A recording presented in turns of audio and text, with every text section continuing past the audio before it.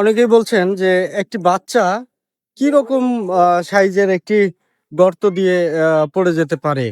তো এই এটি হলো আমার পেছনে সাজিদের বাড়ি, শিশু সাজিদের বাড়ি। সাজিদের বাড়ির সামনে আমি দাঁড়িয়ে আছি। আমার এই যে এই জায়গাটিতে মানুষগুলো দেখছেন, এইখানে আরো একটি গর্ত আছে। মোট এরকম ৩টি স্থানে বোরিং করা হয়। ৩টি স্থানের কোথাও যখন পানি না পাওয়া গেছে ভূগর্ভস্থ, তখন এখানে গভীর নলকূপ স্থাপনের কাজ বন্ধ করে দেওয়া হয়। কিন্তু এই গর্তগুলো কিন্তু থেকেই যায়। এই সাজিদের মা আমাকে বলছিলেন যে তাদের বাড়ির আশপাশে মোট ৩টি জায়গায় কিন্তু এরকম বোরিং করা হয়েছে এবং সেগুলোর একটিও কিন্তু বন্ধ করা হয়নি।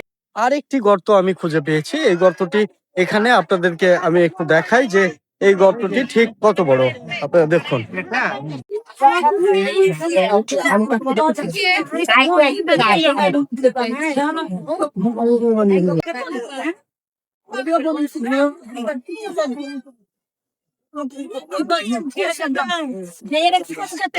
এটা ওই যায়নি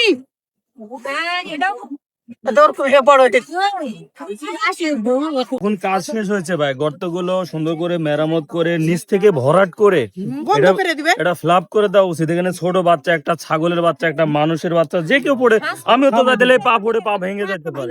তাহলে এটা জমি আলার করণীয় কি? আমার জমিতে বড় বড় গর্ত হয়েছে, এটা আমাকে পূরণ করে দিতে হবে মাটি দিয়ে বা যে কোনো শক্ত জিনিস দিয়ে এটা জায়গাটা পূরণ করে দিতে হবে যেন কোনো ক্ষয়ক্ষতি না হয়।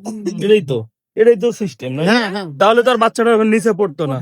গর্তটা ই করে দিতে হবে, বন্ধ করে দিতে হবে যে যেন না পড়ে না পড়ে। এই যে এরকম একটি গর্তেই কিন্তু 2 বছরের শিশু সাজিদ পড়ে গেছে।